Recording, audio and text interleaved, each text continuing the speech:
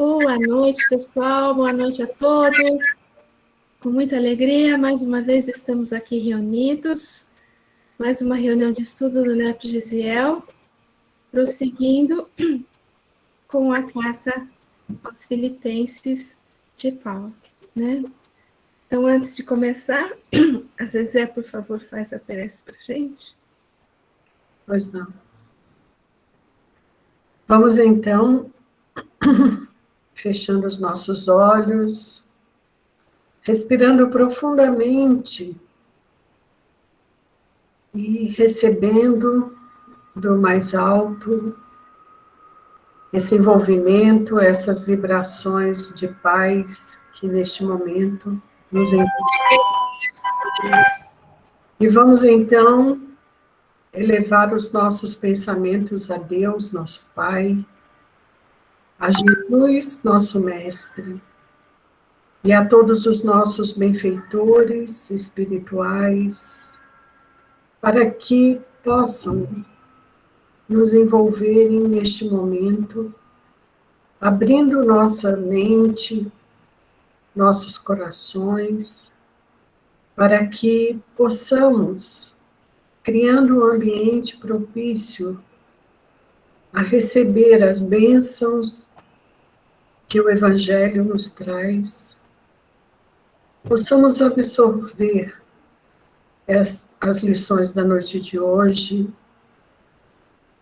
entendendo-as e colocando-as em nossos corações, acima de tudo, para que elas sirvam de base para as nossas renovações, para que encham nossos corações de esperança, de força, de vontade, de determinação e de foco no bem. Que possamos, mais uma vez, recebendo essas lições, estarmos com os nossos corações agradecidos pela grande oportunidade que temos para que essa grande oportunidade seja encarada com muita responsabilidade e aproveitamento. Que o Senhor Jesus possa nos abençoar, hoje e sempre, a todo o grupo aqui presente, a todos aqueles que aqui não puderam vir, a todos os seus familiares e a todos e a toda a humanidade, nossos irmãos de caminhada.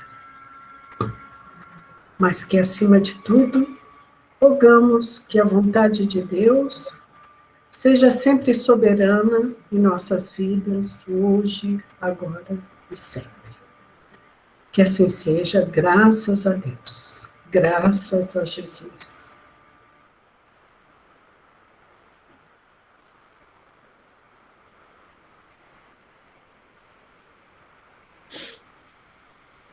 Graças. Eu não vi quem chegou aí. Oi, Elisete.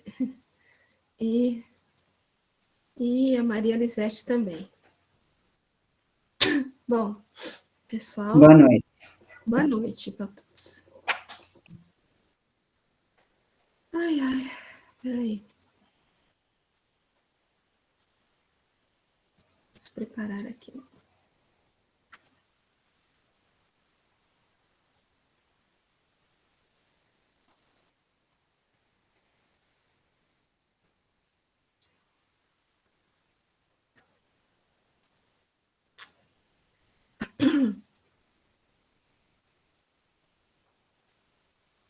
Bom, lembrando vocês aí que se vocês puserem lá no layout aquele, deixa eu ver aqui para um pouquinho. Colocar no layout lá no, colocar como destaque e depois colocar como tela cheia, Vai ficar bem maior para vocês lerem, tá? Bom, aqui que a gente parou, esse é o trecho que a gente vai começar, né? Então, ver se dá para aumentar mais um pouquinho aqui, pronto. Então, na Bíblia de Jerusalém, esse trechinho leva um subtítulo aí de lutar pela fé. Então, vamos lá. Somente vivei vida digna do Evangelho de Cristo, para que eu, indo ver-vos ou estando longe, ouça dizer de vós que estáis firmes num só espírito, lutando juntos com uma só alma, pela fé do Evangelho. E que em nada vos deixais atemorizar pelos vossos adversários, o que para eles é sinal de ruína, mas para vós de salvação, e isso da parte de Deus. Pois vos foi concedida, em relação a Cristo, a graça não só de crerdes nele, mas também de por ele sofrerdes. Empenhados no mesmo combate em que me vistes empenhado, e em que, como sabeis, me empenho ainda agora. Tá? Então, esse é o pedacinho que a gente vai. Talvez dê tempo da gente acabar hoje. Vamos ver. Então, o primeiro versículo, na Bíblia de Jerusalém: somente vivei vida digna do Evangelho de Cristo, para que eu, indo ver-vos ou estando longe, ouça dizer de vós que estáis firmes num só espírito, lutando juntos com uma só alma, pela fé do Evangelho. No Almeida tem outro título, é Exortação à Perseverança, ao Amor Fraternal, à Humildade e à Santidade.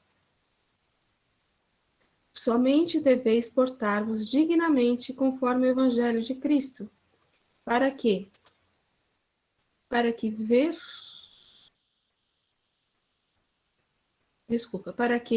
quer vá e vos veja, quer esteja ausente ou acerca de vós, que estáis no mesmo espírito, combatendo juntamente com o mesmo ânimo pela fé do Evangelho. Bom, então pensemos primeiro nesse versículo aí. Alguém quer comentar alguma coisa antes da gente ler alguma coisa?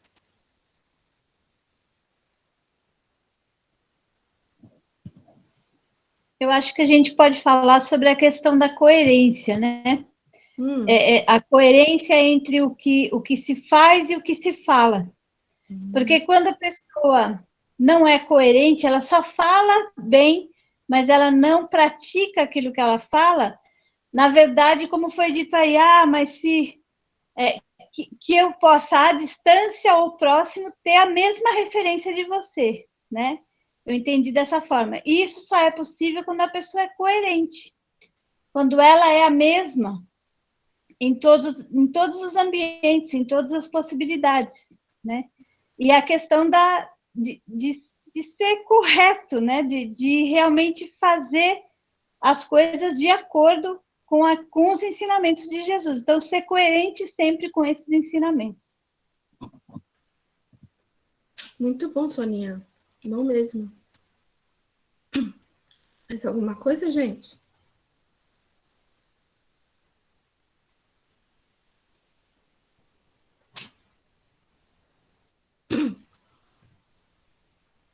Chama atenção também o tom pessoal, né, e familiar do trecho. Como alguém muito próximo que se direciona a uma comunidade de uma forma muito íntima. Então, chega até a constranger, vamos dizer assim. Fico imaginando essa comunidade recebendo esse suave convite que também soa como um puxão de orelha. É uma carta bem amorosa mesmo, né? Bem para amigos, né? Então, esse puxão de orelha que você fala, eu acho que havia até assim uma intimidade, né? suficiente para que houvesse, né, esse puxãozinho de orelha, vamos dizer assim. É um pedido, né, um pedido grande dele, forte dele, para que eles vivam, conforme está aqui, né, dignamente, conforme o Evangelho do Cristo, né? Independente de Paulo estar lá cobrando, vamos dizer pessoalmente, né, ou não, né? Então, que seja uma vida digna, que seja uma vida digna do Evangelho, que está nos dois aqui, né, lógico. E que eles continuem lutando juntos também, né? Porque sempre foi uma luta para eles, né? Manter o Evangelho, manter as igrejas, né? Que eram abertas por Paulo. Sempre era uma coisa difícil para eles manterem, né? Então, é uma exortação, vamos dizer assim, não está pedindo muito, está rogando muito para que eles mantenham essa postura, né, que foi conhecida por Paulo quando ele esteve lá, que eles prossigam, né, que eles prossigam nessa jornada, por mais dura que possa ser, né, na verdade. E com coerência, como a Soninha falou, realmente, né. Aí, combatendo juntamente com o mesmo ânimo pela fé no Evangelho, roga pela união e pela vida digna deles. Paulo pede que eles se unissem com o mesmo ânimo num esforço conjunto, numa mesma aldeia, no mesmo espírito, pautados, né? Pautados na orientação do Evangelho.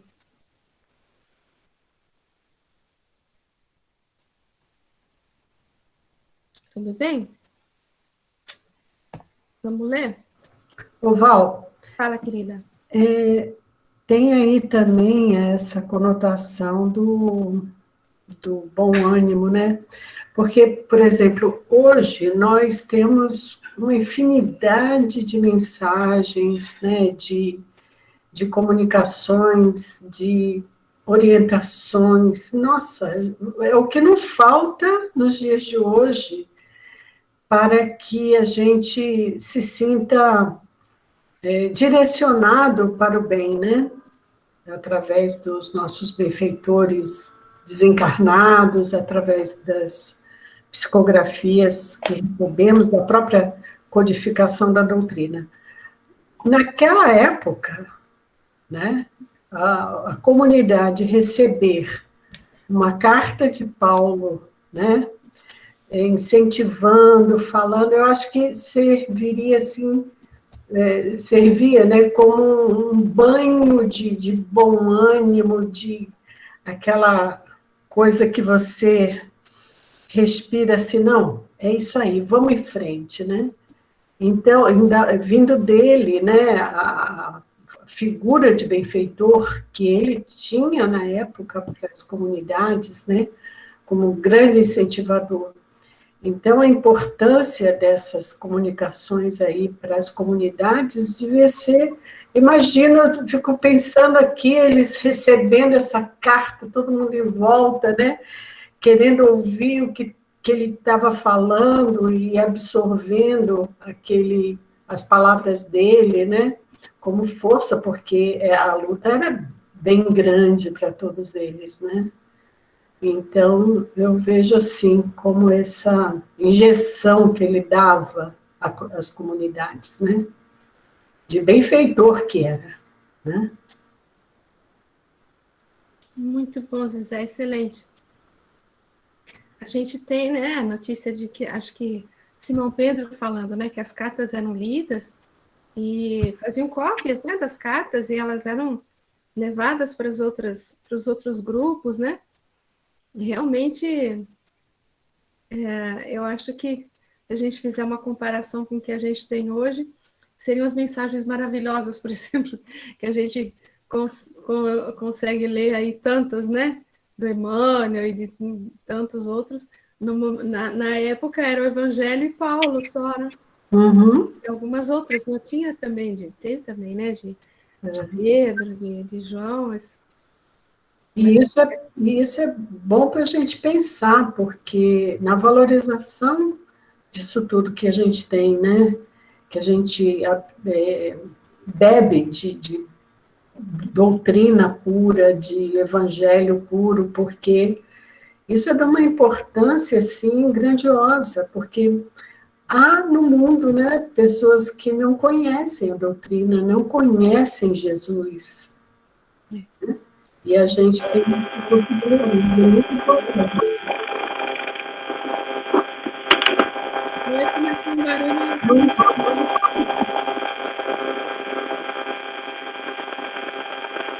Wilson, você quer falar alguma coisa? Então, a gente tem que perceber também, né, que o Paulo ele foi o pioneiro que levou a mensagem do Cristo para a Europa. Ele teve auxílio de Bernabé, né? Bernabé, Lucas. Mas ele foi o primeiro a levar. Ele agilizou o processo, digamos assim. Ele abriu a porta do cristianismo para a Europa. Então, se ele não tivesse feito... Não, espera um minutinho. Tá vendo um barulho muito complicado? É difícil de te entender. Ah, então vai ser o... Peraí.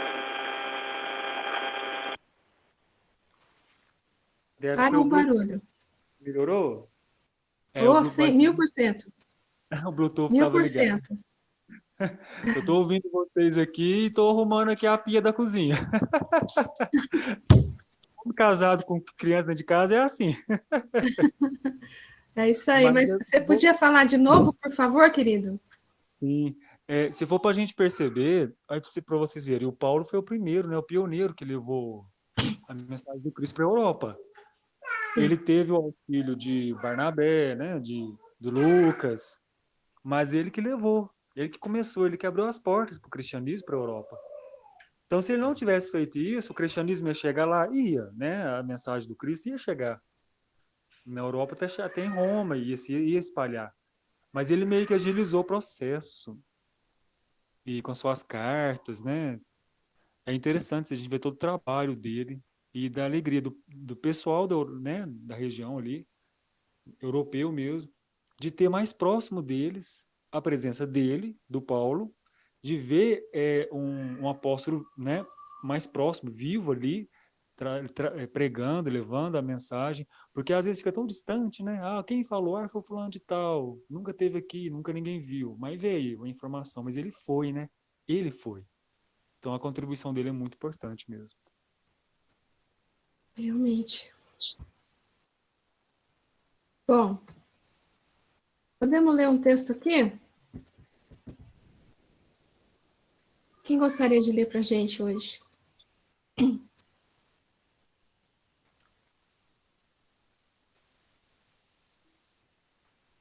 Quer que eu leia? Pode. Mas você não está ocupado aí? Não está? Já enfiei as mãos já. Então vai. Ó. Aqui. A verdade de luz. Autores diversos. Capítulo 17, Fé Emmanuel. Deixa eu aumentar ele aqui. A fé vive na base das nossas mínimas operações de cada dia e, por isso mesmo, amplia os horizontes da nossa alma, na medida de nosso esforço dentro da sublimação íntima. O homem confia nas vias gástricas e alimenta-se com êxito. Apoia-se nos pés e caminha desassombrado. Espera o concurso das mãos e trabalha com habilidade. Conhece o valor do pensamento e influencia milhões de pessoas com a palavra falada ou escrita. Atende às leis naturais que lhe orientam a experiência no corpo e consegue estabilidade física por muitos anos. Tudo na existência é serviço da fé viva com poderes que não vemos e em coisas, né? Que podemos analisar.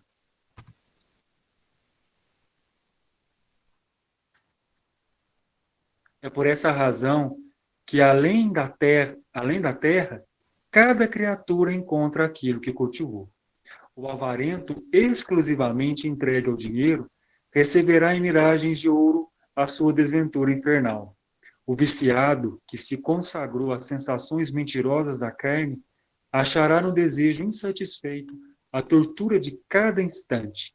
O criminoso, que se rendeu à violência, viverá entre os quadros escuros, em que fixou os pensamentos delituosos.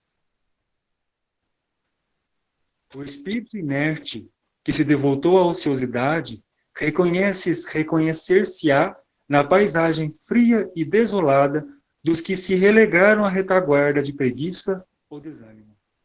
Não te canses de procurar a bondade e a beleza, a virtude e a sabedoria, a luz e o amor, cultivando-os sem descansar, porque o homem que procura nos cimos da montanha domina a paisagem, compreendendo o infinito que nos movemos na direção do Senhor, criando visão nova para novos surtos de espiritualidade santificante, de vez que, no bem ou no mal, na terra ou fora dela, viveremos onde, pela fé, estivermos situando o próprio coração.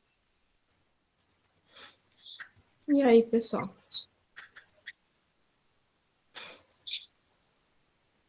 Porque o versículo estava dizendo, estava falando em vida digna com o Evangelho do Cristo, né?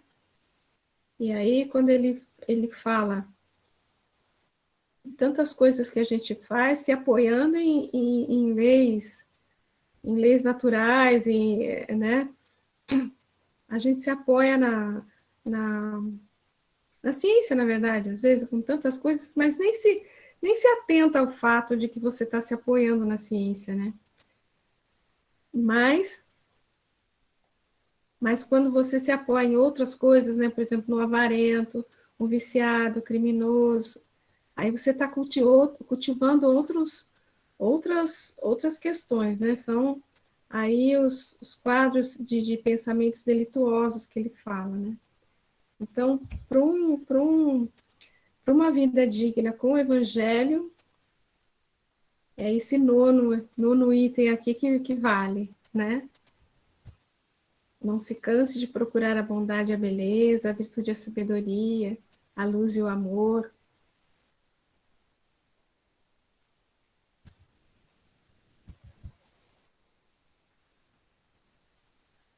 Algum comentário mais? Não? Se eu não me engano, esse daqui... Ah, não, esse é outro. Às vezes você falou de bom ânimo, tem um texto mais para frente aqui, que, se eu não me engano, que é de bom ânimo também. Vamos para o próximo, então, se ninguém se manifesta? Na vinha de luz emana filhos da luz. Andai como filhos da luz. Paulo em Efésios. Quer continuar lendo, Nilson? Sim. Cada criatura dá sempre notícias da própria origem espiritual.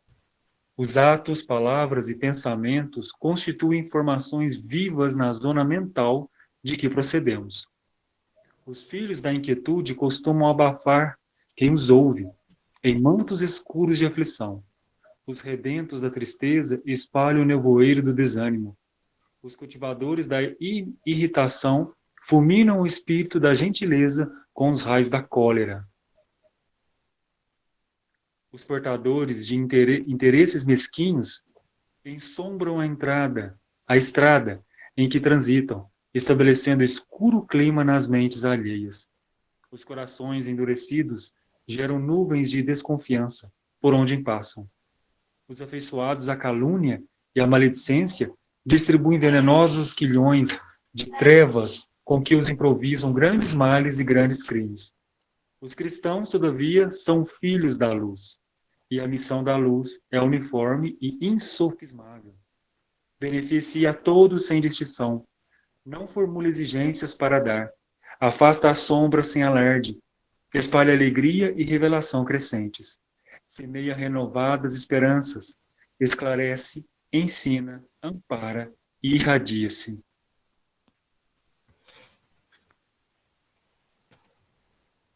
E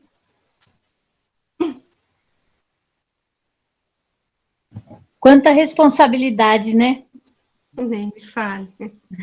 Porque aí a gente vê a questão da sintonia, que é tanto nesse texto como no anterior, né? No que a gente está sintonizado? O que é importante para nós? Qual é a nossa prioridade na vida, os nossos valores?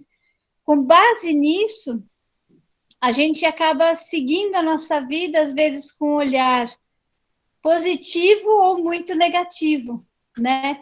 E aí aquela história de que o céu e o inferno estão na sua mente, né? Você provoca, você cria o seu céu ou o seu inferno na sua vida. Não é uma coisa externa, ela é interna. Justamente por conta disso, porque se você está focado na calúnia, em olhar o pior das pessoas, em criticar, você vai estar sempre com esse olhar julgador que vai sempre provocar um ambiente ruim, uma situação difícil, um constrangimento. Então, é muito interessante isso, que a gente fique alerta, mais ainda, porque, como disse aí no texto, né, que o cristão, ele teria, né, que ter isso como uma premissa de ser luz, né, de levar luz onde ele vai, de fazer o seu melhor, de fazer, exemplificar o tempo todo. Então, é uma super responsabilidade, a gente tem que ficar bem ciente disso e bem alerta. Excelente, Soninha. Quando você falou, né? Pode falar, pode falar. Posso falar? Pode. E complementando, né? Continuando o que a Soninha está falando, né? Ao mesmo tempo, ele não está se referindo para que nós, como cristãos, como seguidores do Cristo, querendo viver o Evangelho nas nossas vidas, tenhamos que fazer obras mirabolantes, né? Sim. É viver o Evangelho no nosso pensar, de uma forma íntima, né? Olha lá, cada criatura dá sempre notícias da própria origem espiritual. Os atos, palavras e pensamentos constituem informações vivas da zona mental de que procedemos. Então, assim, nós somos o que nós alimentamos na nossa mente, no nosso sentimento, né? E eu imagino que a hora que a gente desencarnar, a gente vai estar afinizado com esse tipo de vibração que a gente mais coloca em prática, que a gente tem no nosso dia a dia, né? A nossa maior obra, a nossa maior tarefa está nessa construção interior, né? Muito bom. É isso. Era exatamente isso que eu ia falar, ia frisar mais esses dois primeiros parágrafos aqui, que tem tudo a ver com o que a Soninha falou, né, de aonde que a gente direciona, aonde que a gente focaliza os nossos pensamentos, os nossos atos, né? Se é na calúnia, na maledicência, né? A gente não está andando como filhos da luz, como diz assim, né? E a gente é o que a gente pensa, o que a gente fala, o que a gente sente, o que a gente faz, é o nosso DNA, né? É a nossa carteira de identidade espiritual, digamos assim, né? Então, é bem por aí mesmo. Pode falar. Isso lembra bem aquela passagem, né? Que a gente até comentou bastante, o Arthur Valadares lembrou também do ponto de ponto, né? Do irmão X, da língua, a língua, do Tiago e do Matias, né? Que eles estavam lá falando mal do Judas, malhando o Judas. Uhum. E aí eles encontram Jesus, né? E acham que Jesus também ia falar alguma coisa, ia concordar com eles, mas assim, né? E não, Jesus segue o caminho contrário. Estava indo justamente socorrer os Judas, auxiliar os Judas, né? E aí fica a questão da língua, né? Das nossas ações, do que faz, do que pensa. Muito legal, é isso mesmo. Bem boa lembrança. Mais alguma coisinha, gente?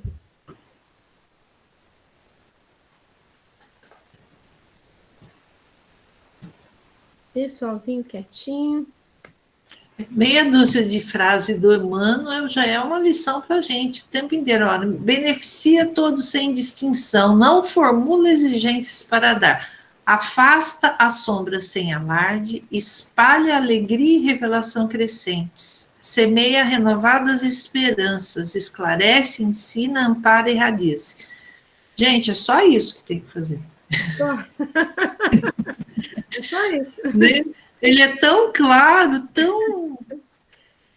tão assim, é para o nosso dia a dia, né? Só isso.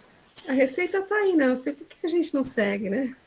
Então tem que ficar, colar na geladeira, colocar no vidro do espelho para ler isso e ficar relembrando a cada momento para não desviar do caminho, né? E é interessante, só um comentário que me chamou a atenção, essa frase, né? Não formula exigências para dar. A gente acaba tendo a tendência, não vou falar a gente, vou falar eu, de definir, às vezes, uma exigência para dar. Ah, mas aquela pessoa, será que ela está merecendo? Porque olha o que ela fez, né? Às vezes a gente tem essa questão de julgar antes. E quando a gente julga, a gente já não consegue mais ser caridoso.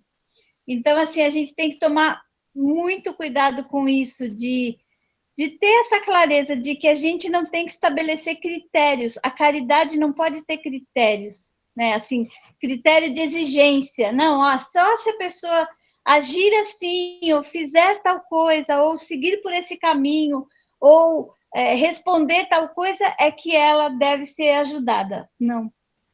Quem mais precisa, muitas vezes, é quem aparentemente menos está merecendo, né? Aparentemente. Exatamente. Não vem para os sãos, né? Vem para os enfermos, né? E isso se aplica bem nas nossas relações familiares, né? Nos mais próximos. Sempre, né? Né? É sempre. Sempre. Impressionante. Essa lição, Valdete, me levou a pensar muito na parábola da candeia, que é o brilhe a vossa luz, traga luz ao coração, leve luz aos pensamentos, né? Para a gente tornar a vida. Conforme a gente estava lendo, eu fui muito na parábola. Parece que para mim esse brilhe a vossa luz, Emmanuel colocou, parece que ele está falando da parábola da candeia, e não sei se fez sentido para vocês isso ou não. Com certeza, tem tudo a ver, né? Tem tudo a ver. E se a gente tem um certo conhecimento, não tem... você tem uma certa luzinha, mesmo que seja a luz de um fósforo, né? Ou uma velhinha quebrada, sei lá. Mas com essa pequena luz a gente tem a obrigação de não esconder, né? De auxiliar como quem a gente puder aqui, beneficiar todo, e vem todas essas frases de novo, né? Beneficia todos sem distinção, não formula exigências, afasta a sombra sem alarde, espalha alegria, né? Espalha alegria, revelação crescentes, enfim. Tem tudo a ver, sim, com certeza, tem tudo a ver com a candeia. O que mais, gente? Nadinha? Então, vamos lá. 28. E que em nada vos deixais atemorizar pelos vossos adversários, o que para eles é sinal de ruína, mas para vós de salvação. E isso da parte de Deus. E no Almeida, e em nada vos espanteis dos que resistem, o que para eles, na verdade, é indício de perdição, mas para vós de salvação, e isto de Deus. E aí? O que a gente entende daí?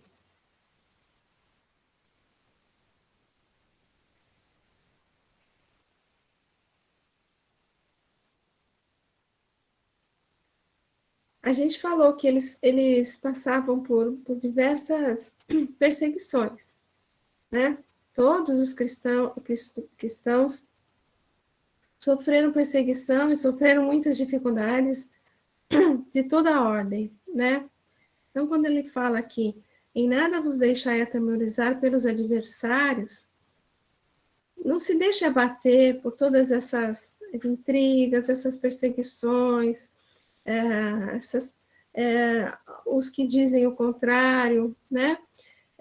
Não se deixe abater, muito pelo contrário, mantenha o bom ânimo realmente, né? O que para eles é sinal de ruína, eu entendo assim, ó, quem não aceitava o evangelho do Cristo, achava que, como Saulo no início, né? Ele achava que o cristianismo era uma perdição, era uma ruína, na verdade, né? Ele perseguia, por quê? Porque ele achava que era um perigo para a lei judaica, era uma enganação muito grande. Então, para eles é sinal de ruína, mas para nós não, para nós é salvação. Para vós, né, é salvação. Ou seja, Jesus veio trazer a salvação para a gente, né? Trazer a mensagem da Boa Nova, a mensagem de um mundo vindouro, a mensagem de alegria, de esperança, de renovação, né? Do amor. Então, para nós, não seria ruína de forma alguma, seria salvação. É assim que eu entendo esse versículo aí, não sei se foi assim que vocês entenderam também. Val, eu entendi assim, né? Primeiro ele convida, vamos viver o evangelho, vamos pôr o evangelho na nossa vida. Vocês vão encontrar adversários que vão contra isso, mas fiquem tranquilos, não fiquem com medo dessas pessoas que vão falar mal, que vão atacar, né? Na verdade, eles estão em queda e vocês estão seguindo em direção a Deus, né? Porque todo o amor, tudo aquilo que o Emmanuel falou no texto anterior, né? É o que traz a luz de Jesus nas nossas vidas, né? E aqueles adversários, quando eles perceberem isso, eles vão perceber a queda, o engano, né? Como Paulo, como você falou. Muito bom. Então, alguém mais?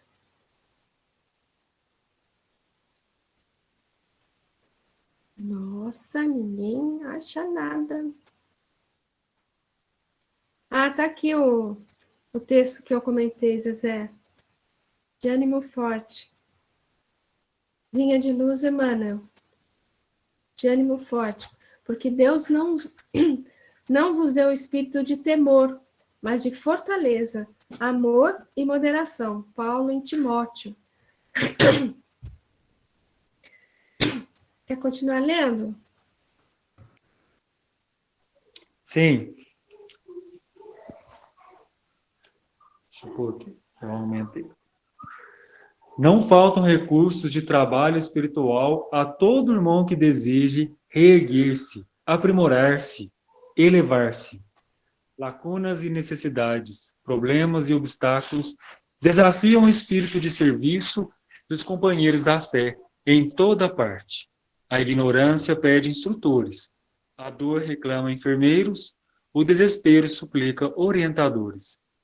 Onde, porém, os que procuram abraçar trabalho por amor de servir. Com raras exceções, observamos, na maioria das vezes, a fuga, o pretexto, o retraimento.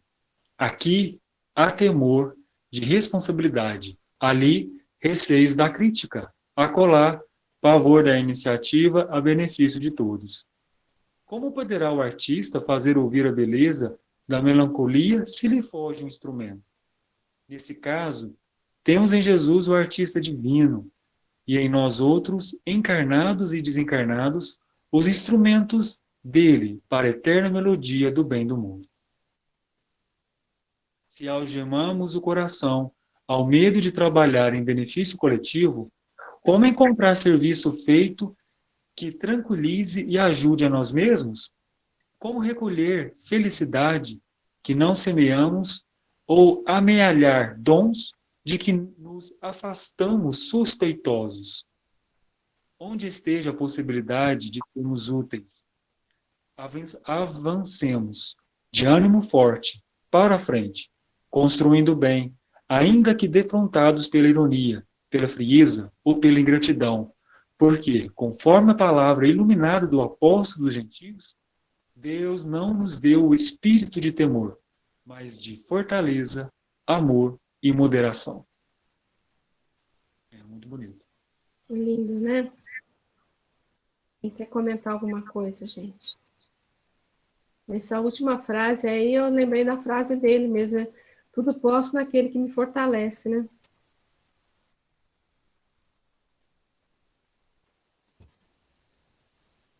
E aí, quem quer falar alguma coisa? Val, porque nós esquecemos da nossa essência, né? A essência espiritual, a centelha divina.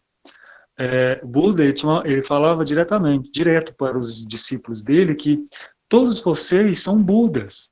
Vocês já são seres iluminados, só que vocês ainda não sabem disso. Vocês ainda estão dormindo. Vocês ainda não acordaram para a verdade, para a real vida, né? Para a real essência. Vocês ainda vão chegar lá. E Jesus disse para nós, né? Vocês poderão um dia fazer muito mais do que eu faço.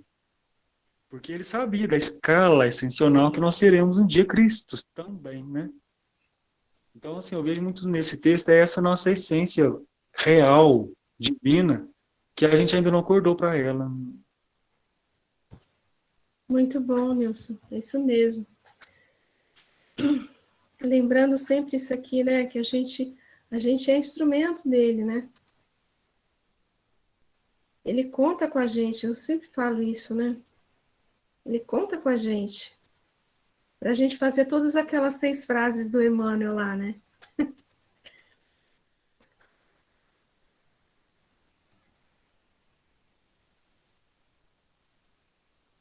E nunca falta oportunidade para a gente, né?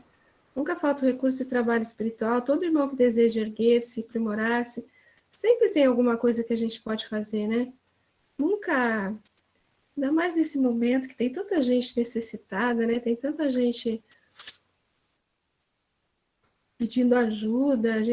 Hoje eu tive aqui a Campinas, nossa, tem vários semáforos, sempre tem alguém pedindo, né, todo esfarrapado ali, coitado, pedindo ajuda, pedindo dinheiro, vendendo algumas coisinhas.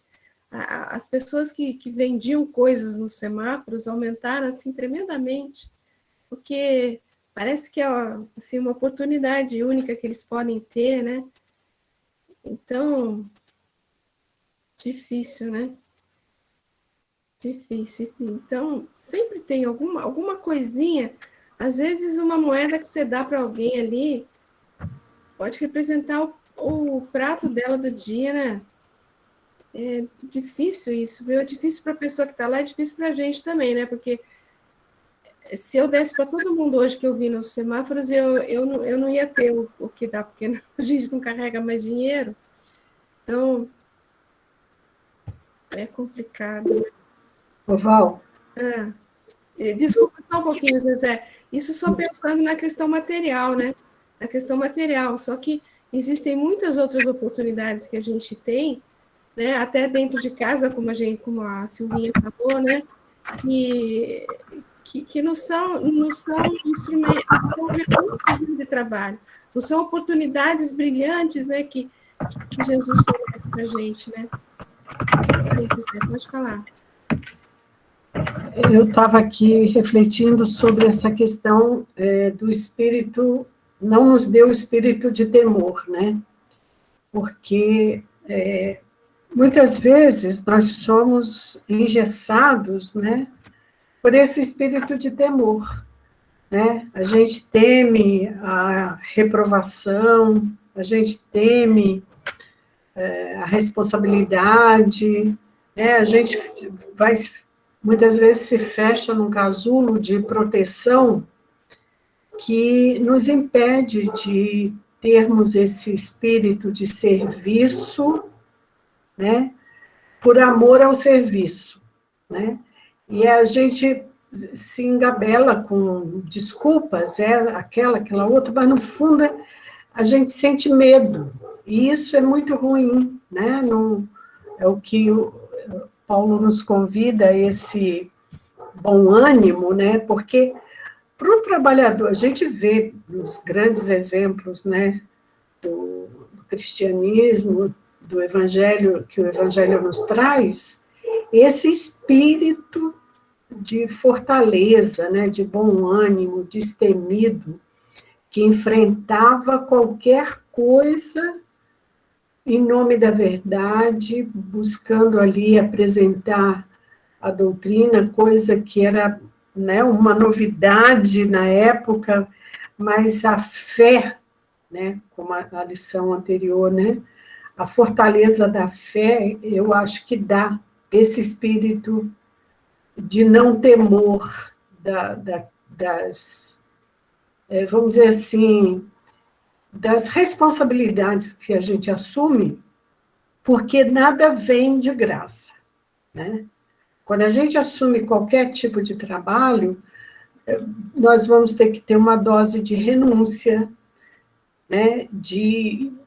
Assim, de perseverança. Vão vir os adversários, né?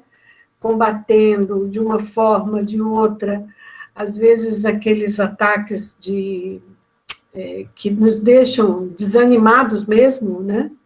Que a gente precisa ter esse, vamos dizer assim, esse alimento, porque o bom ânimo é isso, né?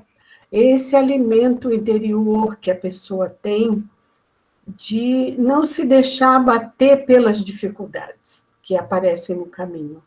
E isso precisa de perseverança no bem, de foco, e realmente, como ele fala aí, né? Fortaleza, amor e moderação. Quer dizer, fortaleza, a pessoa pode vir ventania, pode vir furacão, pode vir tempestade, não tem problema. E amor, né? E essa moderação aí, o equilíbrio, né, de você se colocar, mas com firmeza, né? Então, eu acho que o medo, nós precisamos muito combater o medo, né? A gente tem medo da morte, medo da doença, medo disso, medo daquilo, e vai se quebrando, vamos dizer assim, não se empenhando nas tarefas que tem que fazer, né? A gente está sempre deixando para o outro, deixando que alguém tome a iniciativa disso ou daquilo. Excelente, Zezé. Realmente o medo atrapalha em tudo, né? É um inimigo terrível, porque você deixa para lá suas oportunidades, deixa para lá suas responsabilidades, né? Como está aqui no temor como você falou, né? Temor da responsabilidade, da crítica, né? Uhum. E a gente foge, como está aqui mesmo, né? Foge, dá pretexto, fica com vergonha, fica com medo de não dar certo. Mas se aquela história, se apareceu, né, aquela oportunidade na tua vida, vamos seguir em frente. Se a gente não der conta da maneira como a gente sonha no início, a gente faz aquilo que a gente consegue, né? Uhum. A gente faz aquilo que a gente aquilo que a gente dá conta de fazer, né? Porque ele não vai pedir além daquilo que você dá conta de fazer. Uhum. Verdade? Isso aí. Apareceu ali. Deus dá o frio conforme o cobertor, né? Um ditado popular que serve bastante, né? Uhum. Para nossa. Mais alguma coisa? Soninha, Valtinho, Silvinha, Andréia. Parecia que a Maria Lisete tinha levantado a mão. Desculpa, Lisete, eu não estou enxergando você. Pode falar, querida. É que a hora que você falou do pessoal lá no semáforo, né? Pedindo, eu pensei assim, numa relação com aquelas 6 frases lá do Emmanuel, da gente julgar as pessoas na hora de fazer uma caridade, uma oferta, né? Então a gente começa a olhar a situação. A gente não, agora eu vou falar como a Sônia falou, eu, né? Então, você observa aquele que está colocando, por exemplo, a criança para vender alguma coisa. Fala, não, aquele ali eu não ajudo. Aquele não. Aí o outro que está numa outra situação, fala, por que não vai procurar alguma coisa? Né? E aí a gente fica... eu faço isso, eu fico dentro... Eu não falo, eu posso até não falar, mas pensa, né? Não, eu não vou fazer a minha doação para aquele, não, para esse sim, para o outro não. E a gente não deveria fazer desse jeito, né? Mas não sei, parece que é uma coisa tão mais forte do que... Eu acho que a gente acaba até, às vezes, fazendo pior do que se não fizesse nada, se passasse e fingisse que não viu nada, porque só esse julgamento já traz uma energia horrível para dentro da gente. Então, é uma coisa bem, assim, que precisa de muita moderação, de muita fortaleza, até para fazer essa ajuda aí, para tomar essa iniciativa de ajudar alguém. Me veio isso na cabeça, conforme vocês foram falando, assim. Não sei se o que eu pensei é só comigo, mas eu pensei bem nisso. Não, eu acho que não é só com você, não. E é uma coisa meio natural, né? Porque a gente tem tantos falsos profetas também por aí, né? Então, muitas pessoas que estão ali. A gente... Olha, aqui perto da casa do meu pai tem um grupo de pessoas até que... vira e mexe, aparecem policiais ali, eles estão fazendo um tumulto grande ali perto, estão assaltando lojas, e já filmaram, já colocaram no Face, no jornal, e que é um povo ali com muita bebida, com droga ali, mas eles estão ali e a gente vê, acaba até conhecendo algumas pessoas assim, né? E ver essas pessoas que vêm, por exemplo, a pedir ajuda, falando que está morando na rua, que precisa para comida, e vem com aquela cara inchada, né, que você sabe que é de bebida, aquela cara vermelha, né? Então, não tem como, eu acho, a gente não vir à nossa mente um pensamento assim, às vezes, né? E nós não somos perfeitos, né? Eu acho que é normal que aconteça isso, né? A gente não tem também que ficar se culpando por algumas coisas assim. É lógico que a gente tem que fazer um esforço para não julgar. E meu irmão que sempre fala, né? Eu entrego, eu fiz a minha parte. Agora, o que ele vai fazer com isso, aí é problema dele. Aí é responsabilidade dele, né? E é verdade, né? Se a gente... Agora, o sentimento que a gente tem que tentar domar os nossos sentimentos, mas a gente ainda é imperfeito, então só acho que a gente não tem que cultivar assim, uma culpa muito grande no nosso coração por conta disso. Né? É lógico que tem que existir a tentativa de domar esses sentimentos, mas a gente tem que ter um pouco de paciência com a gente também, né? Mas é difícil.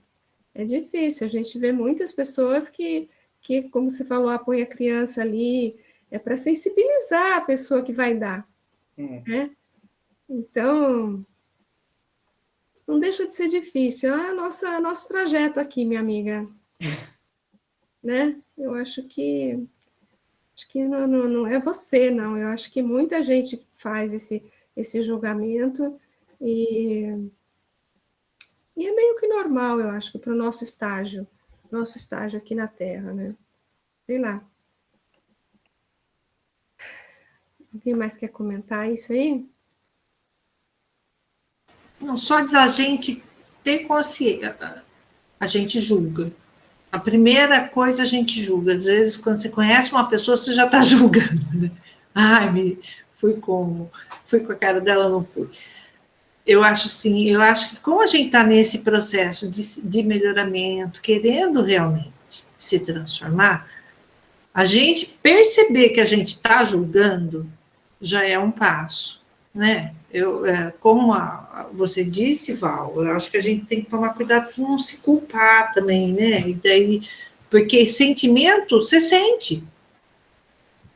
De repente, você sente desconfiança. E a hora que você estava falando, eu lembrei da moça que ligou aqui em casa hoje pedindo ajuda.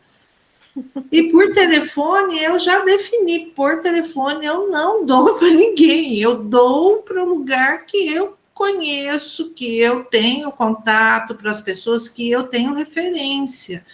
Porque esse mundão que a gente vive, eu combinei comigo mesmo que vai ser assim, você entendeu?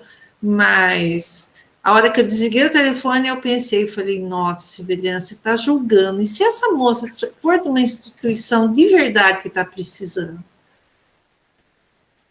Mas, na dúvida, eu não doei. Entendeu?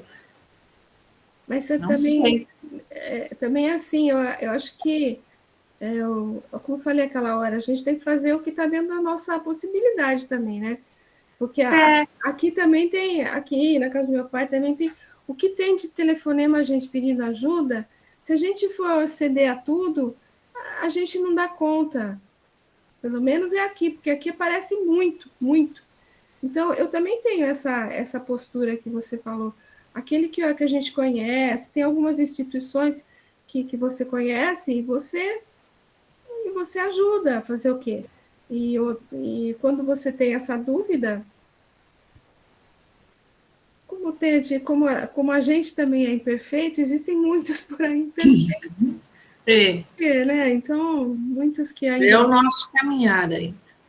É o nosso caminhar. Enfim, né? É isso aí. É um assunto chato, né? Delicado mesmo, né? Porque é difícil, é muito difícil. Mas vamos lá, caminhando. Caminhando? Caminhando. Vamos parar de julgar os familiares, já é o primeiro passo. Pois vos foi concedida em relação a Cristo a graça não só de crerdes nele, mas também de por ele sofrerdes. Forte essa, hein, gente? Porque a vós foi concedida em relação a Cristo não somente crer nele, como também padecer por ele.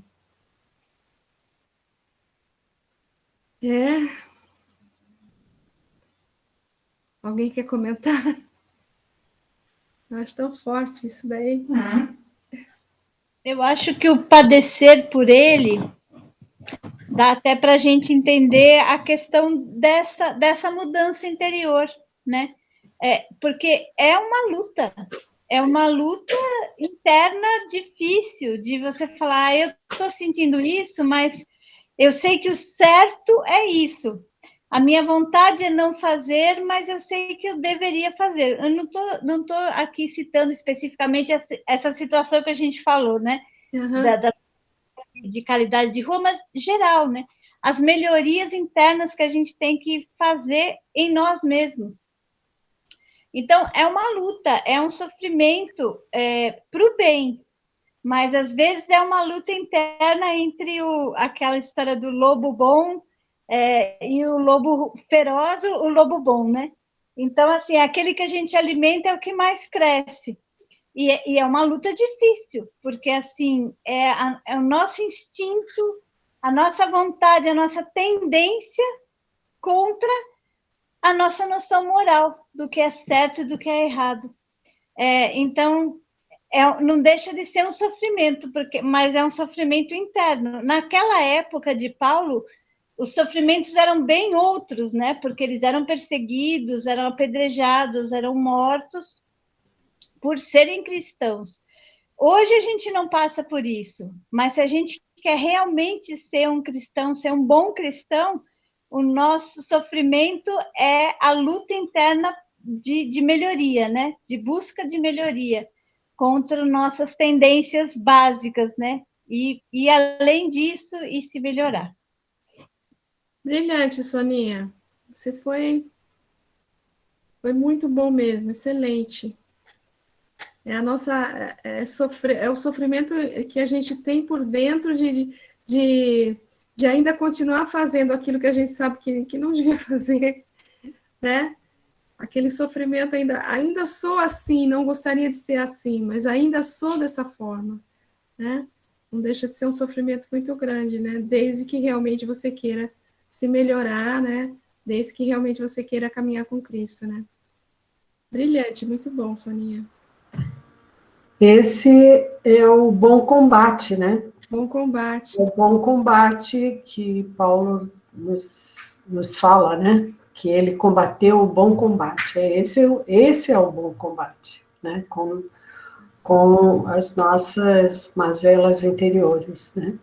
Que é o mais difícil, né? Que é o mais difícil, com certeza. Ele próprio falou também, né? Como é que é?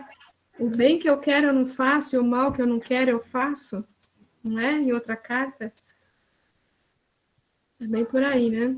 Esse trechinho me traz a palavra assim, fidelidade ao Cristo.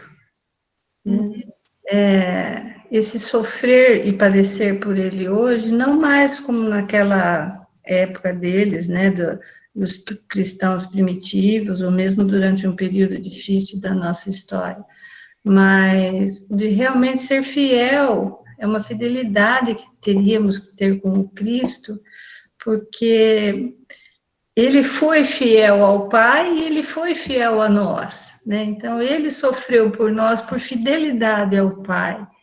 E será que a gente consegue sofrer por fidelidade a Jesus?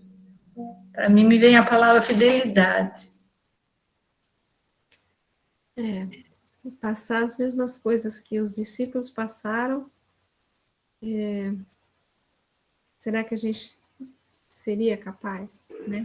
Eu assisti ontem aquele filme que você colocou da vida de Paulo, né? Ontem não, domingo, e com a minha filha. Aí ela falou assim, mãe, que coragem que esse povo tinha, meu Deus, como que eles podiam ser tão corajosos, né? De entrarem nas arenas, de serem castigados, morrerem desse jeito. Eu falei, ai, filha, nem sei te responder como eles eram entregues, né, totalmente àquela nova ideia para eles. E eles eram gentios, né? Imagine, eles conseguiram seguir. Mas A gente tem que entender também que a gente sabe que o planejamento para a vinda de Jesus durou 1000 anos, né? sim. Então, todos esses espíritos que estavam ali naquela época já eram espíritos, assim, um certo grau de elevação, né? Para poder aceitar essa nova proposta e sofrer tudo que eles sofreram, assim, com canção nos lábios, né? Um coração assim enobrecido e que tem uma canção que é de Simão Pedro, né? Que fala que o sacrifício, eu não lembro direito, mas o sentido é que o sacrifício era um troféu para eles. Era sofrer assim, né? Ser morto pelo Cristo era um troféu. Depois eu ponho a música lá, é a música do Simão Pedro. É muito legal. Mas seguimos? Direito sagrado. Fala, quem quer falar? Liz, diz, querida. Bem rapidinho. É tão interessante a gente pensar nisso, porque hoje a nossa sociedade ela tem um padrão, vamos dizer assim, educativo, onde você é treinado para ser feliz hoje. Então, a dor é uma coisa que as pessoas não querem sentir, né? Tanto é que aumentou muito a quantidade de farmácias de remédios, claro, faz parte do progresso, mas ninguém quer mais sentir nenhum tipo de dor. E eu observo que assim, do ponto de vista psicológico, a gente vê muitos terapeutas, até mesmo virtualmente, trabalhando isso nas pessoas, né? E aí eu fico olhando, pensando nessa mensagem de Jesus e vendo contraponto. E, assim, parece até inconciliáveis. Claro que a gente não deve ter um discurso de sofrimento e tal, mas é a nossa condição ainda planetária, né? E aí você falou desses espíritos que estavam preparados, eu lembrei de Lívia, lembrei há 2000 anos de Célia, 50 anos depois, mas ao mesmo tempo o colégio apostólico, eles tinham tantas fragilidades, tantas limitações, né? Que a gente vai lendo Boa Nova e vendo, nossa, esse apóstolo era assim, eu também sou assim ainda. Então eu acho que às vezes nos falta também uma coragem de assumir-se enquanto seguidor de Jesus nesses tempos. E o que é seguir Jesus hoje? Né? Eu sinto essa timidez, e aí posso falar por mim, né? Não tenho nem o direito de olhar para os irmãos. Mas é como se a nossa fé fosse fria. Então, eu acho que esse calor dessa convicção precisa mover as nossas almas. E aí a gente vai lembrar dos pioneiros do Espiritismo, que tinham tanta força em tudo que faziam. Muito legal, Elis, muito legal. Não só os pioneiros do cristianismo, né? Mas até depois a gente vê um Ian Hus, um Lutero, a luta que eles tiveram, né? Coragem que eles tiveram de prosseguir, né? Como é que chama aquele outro? Ai, me fugiu o nome. Bom, até o próprio Kardec, né? Até o próprio Kardec, ele também sofreu tantas perseguições, né? Também sofreu, né? Também foi fiel, como disse a Nilceia, né? Foi firme. Estamos tão favorecidos realmente e acomodados. Realmente, Elis. Realmente. Bom, vamos lá, gente. Ó, direito sagrado. Pão nosso, né? 104, direito sagrado. Porque a vós foi concedido em relação ao Cristo, não somente crer nele, como também padecer por ele. É esse versículo que a gente está vendo aí, que Emmanuel comenta, né, no Pão Nosso. Cooperar pessoalmente com os administradores humanos, em sentido direto, sempre constitui objeto de ambição dos servidores dessa ou daquela organização terrestre. O ato invariável de confiança, a partilha da responsabilidade entre o superior que sabe determinar e fazer justiça e o subordinado que sabe servir, institui a base de harmonia para a ação diária, realização essa que todas as instituições procuram atingir. Muitos discípulos do cristianismo parecem ignorar que, em relação a Jesus, a reciprocidade é a mesma, elevado ao grau máximo no terreno da fidelidade e da compreensão. A fidelidade. Mais entendimento do programa divino significa maior expressão de testemunho individual nos serviços do Mestre. Competência dilatada, deveres crescidos, mais luz, mais visão. Muitos homens naturalmente aproveitáveis em certas características intelectuais, mas ainda enfermos da mente, desejariam aceitar o Salvador e crer nele, mas não conseguem, de pronto, semelhante edificação íntima. Em vista da ignorância que nos remove e dos caprichos que acariciam, falta-lhes a integração no direito de sentir as verdades de Jesus, o que somente conseguirão quando se reajustem o que se faz indispensável. Todavia, o discípulo admitido aos benefícios da crença foi considerado digno de conviver espiritualmente com o Mestre. Entre ele e o Senhor já existe a partilha da confiança e da responsabilidade. Contudo, enquanto perseveram as alegrias de Belém e as glórias de Cafarnaum, o trabalho da fé se desdobra maravilhoso, mas em sobrevindo a divisão das angústias da cruz muitos aprendizes fogem, receando o sofrimento e revelando-se indignos da escolha. Os que assim procedem caracterizam-se à conta de loucos, porquanto subtrair-se à colaboração com o Cristo é menosprezar um direito sagrado.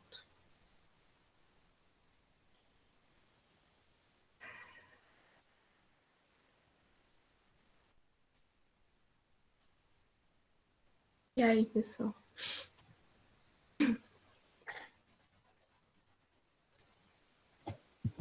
É tão lindo, né?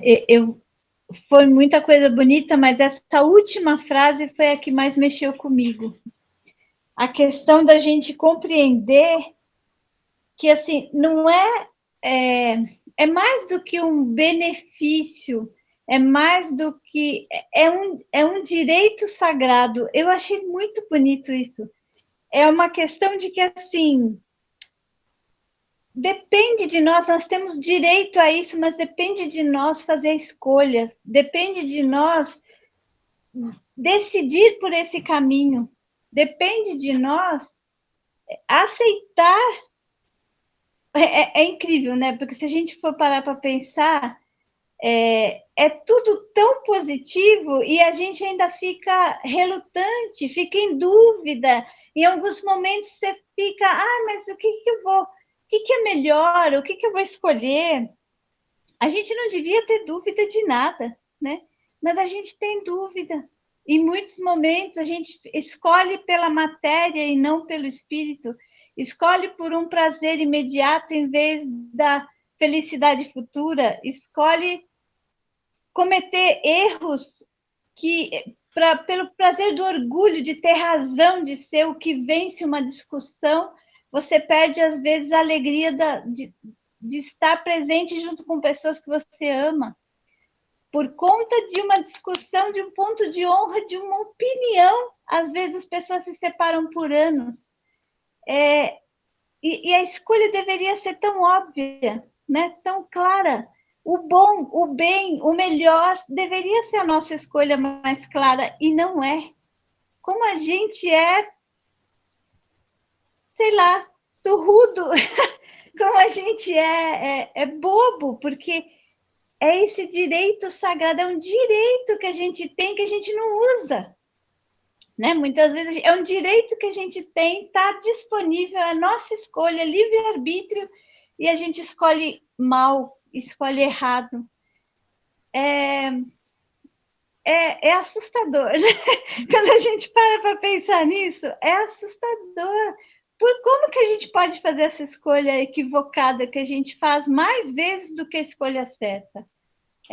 Isso ficou agora martelando na minha cabeça. Muito bom. Muito bom, né? Eu lembro que a gente já comentou essa questão do direito sagrado há um tempo atrás, né? Sim, sim. E eu me lembro que foi você também que comentou bastante sobre isso. Realmente isso é muito lindo, isso é fantástico, né? Porque o fato de seguir Jesus, de fazer todas aquelas frases do Emmanuel que a gente comentou lá atrás, né? Não é um dever, não é um dever nosso, é um direito que nos é dado, né? Porque o fato de você auxiliar um semelhante traz alegria, traz um bem-estar, traz essa sintonia com o alto, né?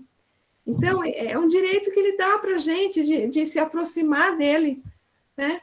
E a gente realmente, como você falou aí, a gente titubeia, escorrega na casca de banana toda hora, né? E se afasta, se afasta. É fantástico isso, gente. Alguém mais quer comentar?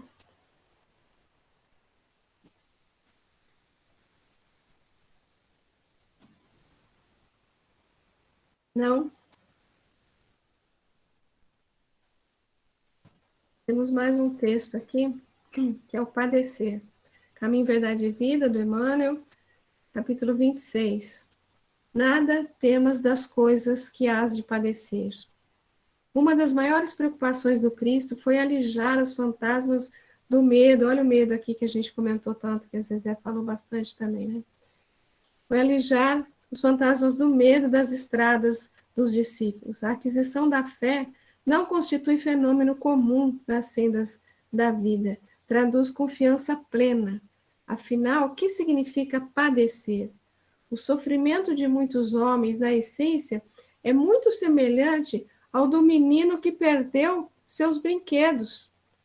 Numerosas criaturas sentem-se eminentemente sofredoras por não lhes ser possível a prática do mal. Revoltam-se outras porque Deus não lhes atendeu aos caprichos perniciosos. A fim de prestar a devida cooperação ao Evangelho, é justo nos incorporemos à caravana fiel que se pôs a caminho do encontro com Jesus, compreendendo que o amigo leal é o que não procura contender e está sempre disposto à execução das boas tarefas. Participar do espírito de serviço evangélico é partilhar das decisões do Mestre, cumprindo os desígnios divinos do Pai que está nos céus. Não temamos, pois, o que possamos vir a sofrer. Deus é o Pai magnânimo e justo. Um Pai não distribui padecimentos, há corrigendas e toda corrigenda aperfeiçoa. Sempre o espírito de serviço, né, gente? Eval, Oi, querido. essa parte aí, que nossos sofrimentos são equiparados a uma criança que perde um brinquedo, ela não tapa, né, de luva na gente, porque é tão grandioso, né, a nossa vida e ao que Deus reservou para cada espírito. Esse do universo é tão grandioso, a nossa essência, nossa herança, que realmente essas briguinhas, esses problemas, essas dores de cabeça que a gente tem aqui na Terra é tão pequena e tão efêmero, que a gente sofre tanto. Isso daí, sabe o que me fez lembrar? Um trecho do livro Inácio de Antioquia, que ele no final do livro, ele estava sendo levado, acho que para Roma, né, para ser sacrificado, né, para a morte, né? E quando ele para num determinado local que ele vê, assim, Roma, aquelas belezas... Não, acho que não é Roma, não, é Jerusalém, né? Acho que é Jerusalém. Ele vê aqui a cidade, assim, uma beleza, ele acha tão lindo aquilo, né? E ele fica olhando, ele sorri, e o guarda até dá um solavanco quando ele fala, o soldado lá, né? Fala, pô, mas você tá indo para a morte, você tá aí rindo, parece bobo, né? O que é isso, né? E ele fala, veja que coisa mais linda, se Deus proporciona aos que não creem nele essas coisas maravilhosas, você imagina o que ele pode reservar aos que creem nele e os que auxiliam na sua jornada, né? Os que fazem a sua vontade aqui na Terra, né? Mais ou menos isso, né? Com as minhas palavras. Quer dizer, a gente fica tão preocupada com o brinquedinho que a gente perdeu, realmente, como o Nilson falou, né? Mas as coisas, se você se ligar mais ao plano espiritual, né? As coisas são muito maiores, muito mais importantes, muito mais lindas, muito, né? Muito maiores, realmente. Eu acho que maior é a palavra. Então, é viver no mundo e não ser do mundo, né? Pensar que você não é desse mundo, você está aqui só passando. Ui, desculpa, gente. É isso aí. Vamos para o último? Ou alguém tem alguma coisa para falar aí? Não? Empenhados no mesmo combate em que me vistes empenhado, e em que, como sabeis, me empenho ainda agora. Tendo o mesmo combate que já em mim tendes visto, e agora ouvis estar em mim.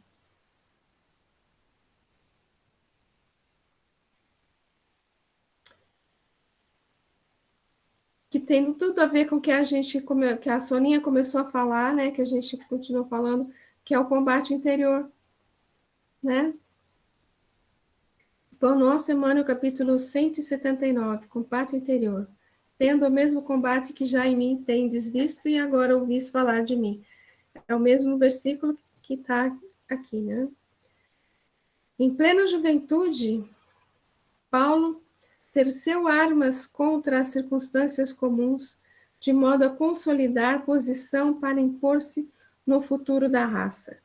Pelejou por sobrepujar a inteligência de muitos jovens que lhe foram contemporâneos, deixou colegas e companheiros distanciados, discutiu com doutores da lei e venceu-os, entregou-se à conquista de situação material invejável e conseguiu-a. Combateu por evidenciar-se no tribunal mais alto de Jerusalém e sobrepôs-se a velhos orientadores do povo escolhido. Resolveu perseguir aqueles que interpretava por inimigos da ordem estabelecida e multiplicou adversários em toda parte. Feriu, atormentou, complicou situações de amigos respeitáveis, sentenciou pessoas inocentes a inquietações inomináveis, guerreou pecadores e santos, justos e injustos. Surgiu, contudo, um momento em que o Senhor lhe convoca o espírito a outro gênero de batalha, o combate consigo mesmo. Chegada essa hora, Paulo de Tarso cala-se e escuta. Quebra-se-lhe a espada nas mãos para sempre. Não tem braços para hostilizar, e sim para ajudar e servir. Caminha modificado em sentido inverso. Ao invés de humilhar os outros, dobra a própria cerviz. Sofre e aperfeiçoa-se no silêncio, com a mesma disposição de trabalho que o caracterizava nos tempos da cegueira. E apedrejado, açoitado, preso, incompreendido muitas vezes, mas prossegue sempre ao encontro da divina renovação. Se ainda não combates contigo mesmo, dia virá em que serás chamado a semelhante serviço. Ora e vigia, prepara-te e afeiçoa o coração à humildade e à paciência. Lembra-te, meu irmão, de que nem mesmo Paulo, agraciado pela visita pessoal de Jesus, conseguiu escapar. Brincadeira, né?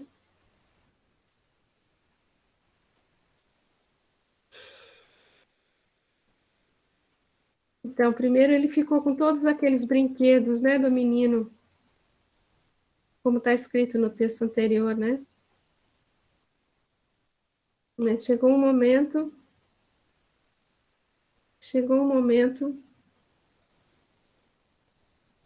que tudo cessou e que ele partiu para um outro caminho. Ele estava no topo, ele foi lá para o fundo do poço e ele voltou para o topo, mas um topo diferente, né? Um topo com Jesus. Um topo servindo, ajudando, não mais hostilizando, né? Não mais humilhando, mas sendo humilhado. E com a mesma disposição de trabalho que ele tinha antes, nos outros tempos, né? Ele sofre por uma série de coisas, né? Apedrejamento, açoitado, é preso. É completamente incompreendido, né? Mas ele segue para frente e para o alto, né? E se você ainda, e se você ainda não faz esse combate com você mesmo, te prepara, né? Te prepara, porque um dia virá em que você vai renovar suas convicções, né? Porque todos estamos a caminho da luz, né? Todos estamos para nos aproximar do Cristo e conviver com Ele, em sintonia plena com Ele e com Deus. Então, o nosso momento, se não chegou, vai chegar. Se nós não tivermos ainda a nossa estrada de Damasco, a gente ainda vai ter. Alguma coisa que faça a gente despertar por completo. A gente só está assim, naquela hora da manhã que você começa a abrir o olho, assim, né? Está ainda se espreguiçando na cama, ainda se refazendo na noite, ainda... Val, Fala. Essa lição é muito linda, né? Ela nos remete a tudo isso que foi comentado aqui hoje E também a gente pensar no seguinte, porque às vezes quando a gente lê essas passagens, né, desses espíritos valorosos, a gente pensa assim, nossa, que espírito corajoso, né? Que espírito elevado, etc. e tal, como se eles não tivessem que combater em si uma série de dificuldades, né? De lutas íntimas que eles carregavam consigo, né? Que nem nos relata essa lição sobre Paulo, né? Ele, um exemplo apenas, né? Mas os outros também, nós vimos os apóstolos, né? Cada um trazia sua luta íntima, sua dificuldade e tal, né? Então, às vezes a gente se distancia, achando assim, ah, nossa, esse aí era um grandioso. A gente está muito longe, realmente, né? Mas não vamos imaginar que a elevação se dá sem luta.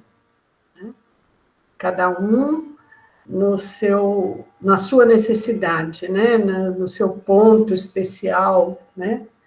E daí Jesus enviar tantos emissários com tantas diversidades de exemplos, né? Para nós.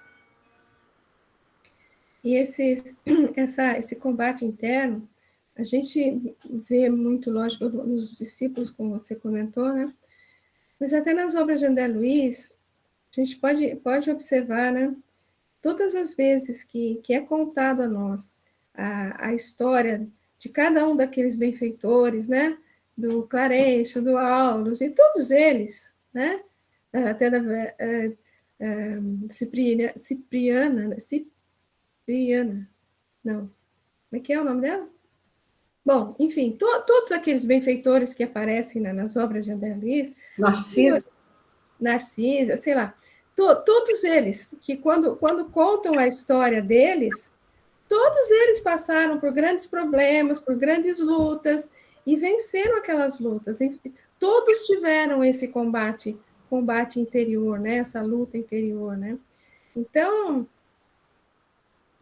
tudo está sendo dado para a gente para que esse combate não seja tão doloroso para nós, né? Tudo está sendo, a gente, como eu acho que o Zezé comentou no começo, né? A gente tem tanta mensagem, tanto escrito, tanta orientação, tanta oportunidade, né, de aprendizado, de trabalhar, inclusive. E então tudo está sendo oferecido para a gente para que esse combate interior seja o mais suave possível para a gente, não é? Então, vem da gente aproveitar ou não todas essas oportunidades. Os mensageiros têm muitos relatos assim, né? Então, é isso mesmo. E vem da gente, né, se disponibilizar, realmente ter aquela força de vontade, a vontade, né, que o Leondini fala tanta vontade. Se o Matheus estivesse aqui, ele ia falar do capítulo do Pensamento e Vida sobre a vontade, né? A vontade é a mestra que faz a gente agir, que faz a gente se modificar. É isso aí, pessoal. Mais algum comentário? Não? Podemos encerrar, então? Quem gostaria de fazer a prece para a gente hoje? Quem gostaria de fazer a prece?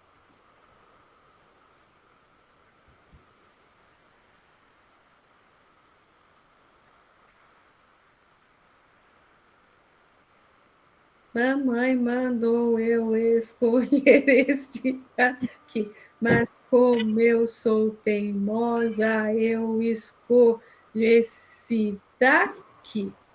Rosana, querida, você pode fazer a prece para a gente? Tá sim. Obrigada, querida.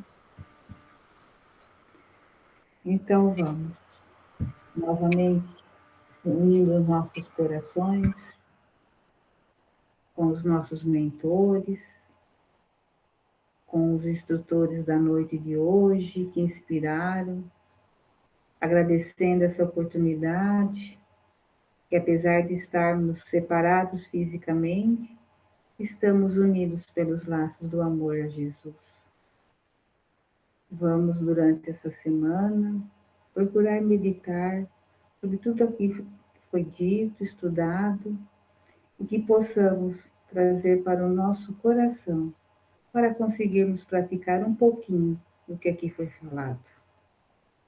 E assim, agradecidos, pedimos e elevamos o pensamento a Jesus, que derrame suas bênçãos sobre todos nós, nossos familiares queridos, e por aqueles que estão passando momentos tão difíceis, quer da doença física, ou mesmo no desconforto espiritual. Eles possam sentir a presença dos seus mentores, trazendo-lhes força, fé, coragem, aliviando das suas dificuldades e sentindo a força da fé. E assim, nós vamos agradecendo e elevamos o pensamento a Deus, a quem Jesus nos ensinou a chamar de Pai. Agradecidos por mais esta noite, pedimos permissão para encerrarmos os estudos de hoje. Que Jesus nos abençoe. Amém. Amém. Graças a Deus. Graças a Deus. Obrigada a todos. Obrigada. Né? Muito boa a nossa reunião de hoje. Um grande beijo para todo mundo. Tchau. Até a Boa próxima. noite, tudo de bom. Boa noite.